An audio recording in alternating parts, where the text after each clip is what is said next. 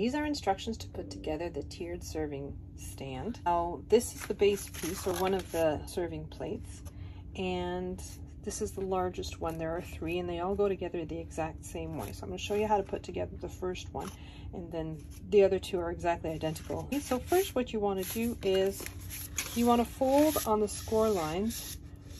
The first score line, this first score line, you fold towards you, and the other score line becomes a mountain fold, so you fold it away from you. There's a little score line for this triangle on this end, and you want to fold it inwards like so. And you want to do that with all 4 sides. So fold it inwards, fold it back, and then your little triangle goes inwards.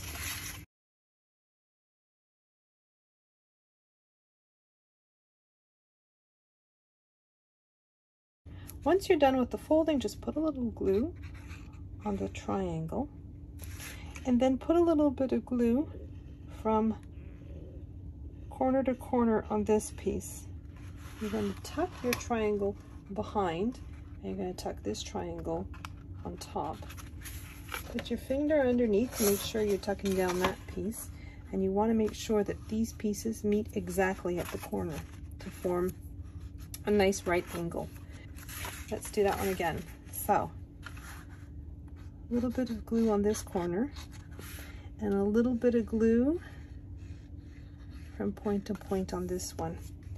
You want to tuck your triangle underneath. I'm holding it like so underneath, and then you want to position this point so that it meets the other piece exactly at the point to form a right angle. So this is your corner. Let's do that again.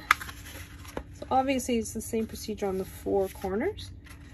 So your little triangle goes in behind. Make sure you have some glue, and then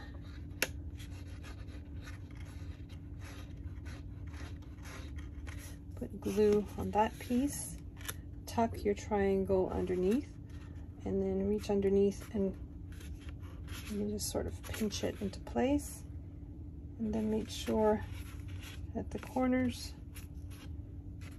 are forming a nice crisp corner. And here we go again on the last one.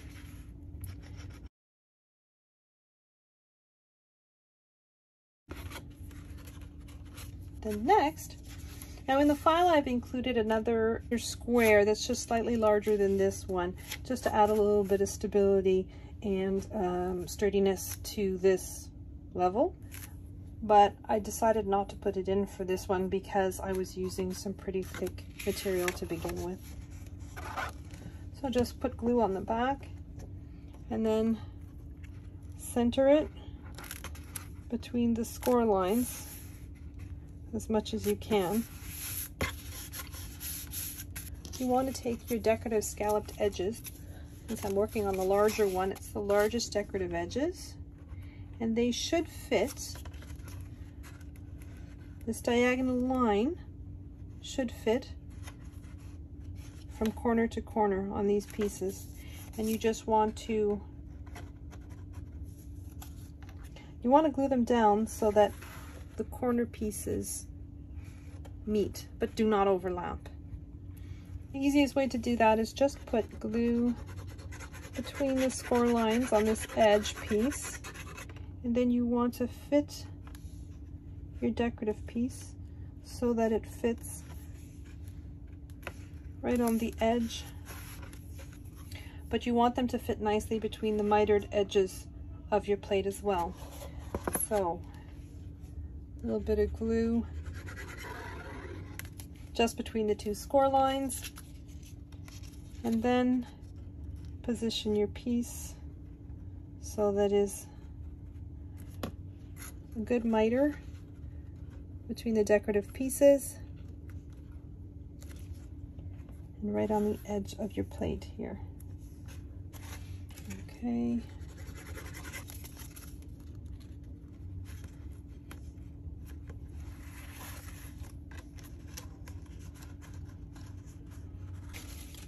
you just want to glue your decorative border on top of your scalloped pieces.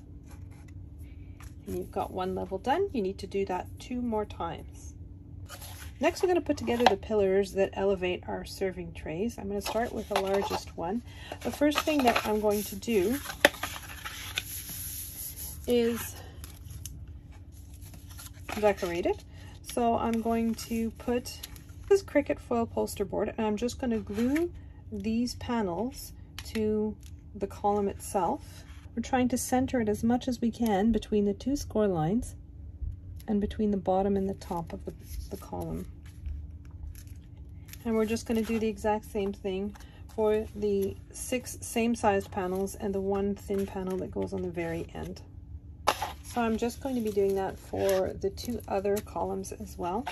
Make sure that you have those panels on all 3 of your columns. And then we're going to make these little pieces, and these are the caps that will form the top and bottom of the pillars. And these are the parts that get adhered to your serving plates.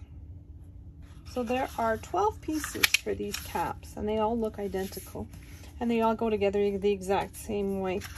What you want to do is you fold downwards on all the score lines. There are 2 horizontal ones per panel. I'm going to temporarily lay it flat and decorate the panels. And since this is the large piece, you want to find the large decorative rectangles, and you just want to glue them in place. Next, I'm just going to put a little bit of glue on the tab on one side and bring the cut edge up to the score line like this, and that forms one of my facets. And I need to do that on all 6 of the sides.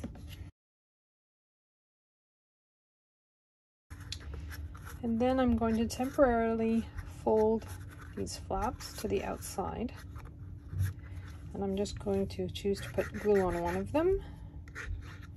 Doesn't really matter which one. Fold it down and then press down on the flap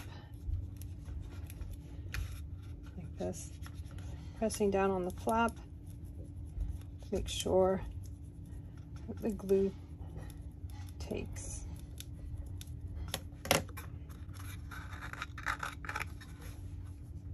And do that for all 6 of them.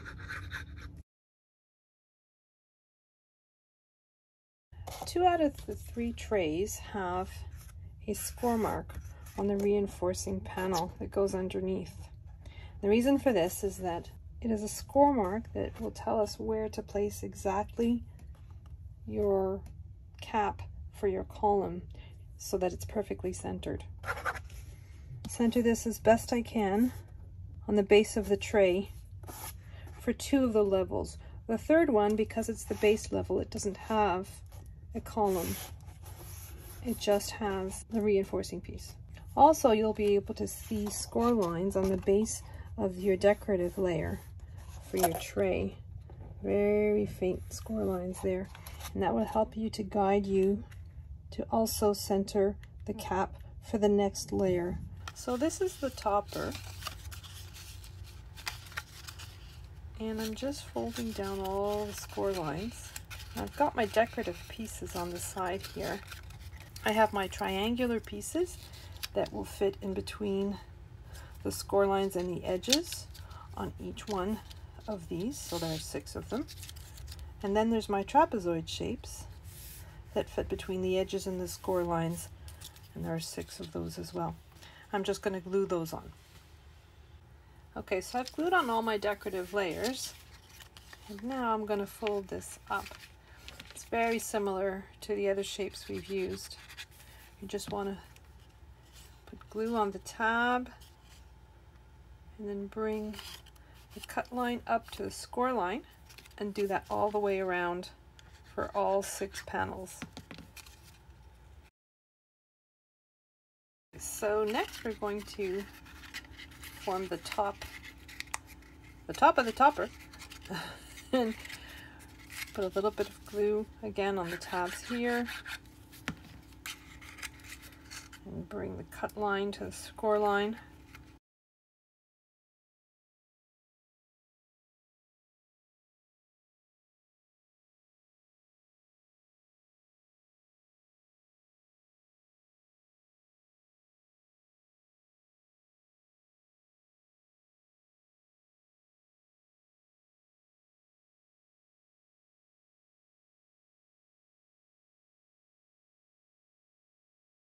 So now it's time for assembly. What I've decided is to put magnets in the center. Doesn't have to be exact, the approximate center. So what this will do is just keep it in position while I'm assembling my columns. So next we're going to take the largest base with one of the largest caps. I'm going to look for the score line that will help us center our cap. I'm putting glue on the cap, looking for my score line and making sure that my base is within that score line. So next we're going to take the middle-sized tier of our stand and the cap that is identical to the one that we just glued down. Glue it onto, again, the score lines are on that piece. We're just going to glue it centered exactly. And then we're going to flip this one over and take the middle-sized column. We're going to take the cap off the middle-sized column. And again, we're going to place it within the score lines, making sure that it's nicely centered. Okay, and again, we're going to take the cap from the middle-sized one, and we're going to take the tier from the smallest, and we're going to put glue on the cap, glue it to the bottom. And next we're going to take the cap from the smallest column, and we're just going to glue that, making sure that we're following the score lines that are in the center. The last cap is going to be our topper. There's one of these pieces that has score lines on it, so you want to put your topper in those score lines like this. So we're just gluing our cap within the score lines on that one piece. Flip it over. I have my decorative piece to cover it. So I'm just going to put some glue on my decorative piece and adhere it to my craft board. I'm going to put foam tape on the bottom of my decorative piece. I'm going to center it,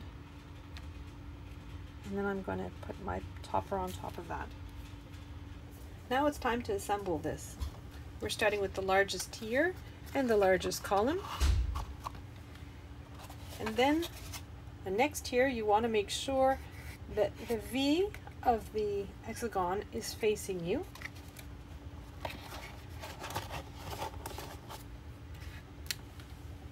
And then we take the middle-sized column, insert it, and then the smallest tier with, again, with the V facing you. And then our topper.